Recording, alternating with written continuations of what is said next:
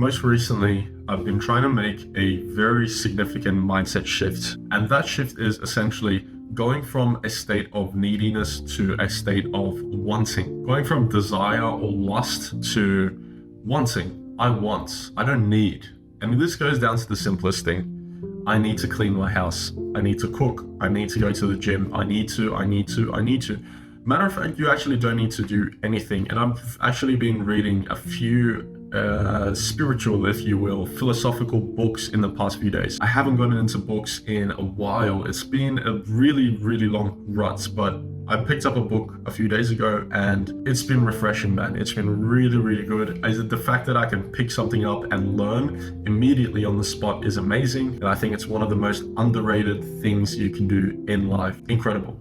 So one of the things that I learned is you actually don't need to do anything. You don't need to do anything. You should be wanting to do things. And, immediately the first thing that came into my mind is, if I was a lazy person, this would be so easy to abuse. Because if I don't need to do anything, why should I even do anything, right? I don't want to do the hard work. I don't want to do that. I don't want to go to the gym. Okay, then I'm not going to. But there's a reason you clicked on the video. You're probably a man of progress. You want to be making some progress, and I respect that. So how can we apply this kind of thing into our own life? Well, this is exactly what I did. When I looked at it and I realized I don't need to do anything. I actually don't need to clean. I don't need to work. I don't need to go and make money at my job. I don't need to talk to people. I don't need to be nice, right? Because if I need to do those things, it means there is an authority above me forcing me. I'm forced to do these things.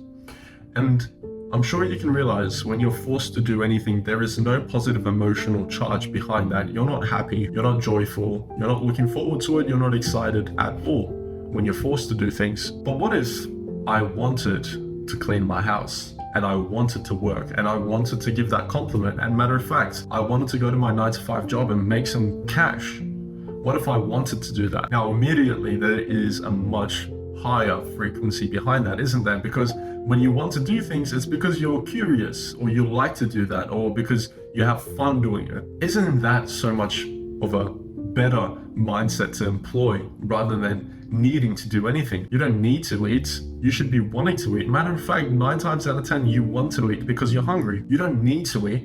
You only really need to eat, if you put this into example, you're trying to get your macros for your workouts and your progress. But even then, you shouldn't want to need to eat that. You should want to eat that, because when you want to eat it, you will naturally find, and this is what I found from my own life, is when you're sitting and you're wanting to do stuff, you do it with a smile. And that is such a good ROI in my opinion. And it goes beyond just the physical of you smiling. It's a much more spiritual aspect, because when you're smiling, you get happy. Try it right now. And I'm gonna sound crazy, and you might have heard this before, right? I assume you've heard this before. I hope you are someone intelligent. Go to the mirror and smile. And literally within 5 to 10 seconds, you will smile genuinely.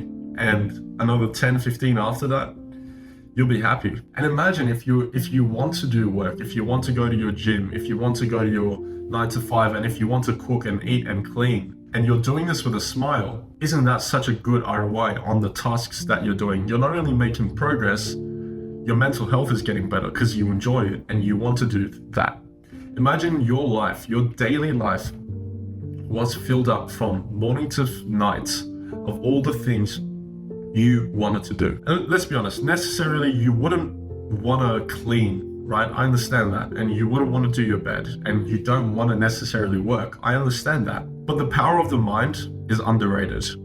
And if you've read anything about the brain, about the mind and how it works, about philosophy and psychology, you understand that there is almost a series of information that is being kept away from us, the general population. And it is that the mind is just incredibly beautiful. It's incredibly complex and incredibly strong. And so one of the things is, one of the hacks, if you will, one of the tools that you can use is brainwashing almost. Because you see, although you don't want to work, if you just keep repeating to yourself that, yeah, you actually do want to work, and if you convince your own brain that, you know what, work is actually fun, and when you sit by the chair, you actually feel peaceful and you feel excited and motivated to work.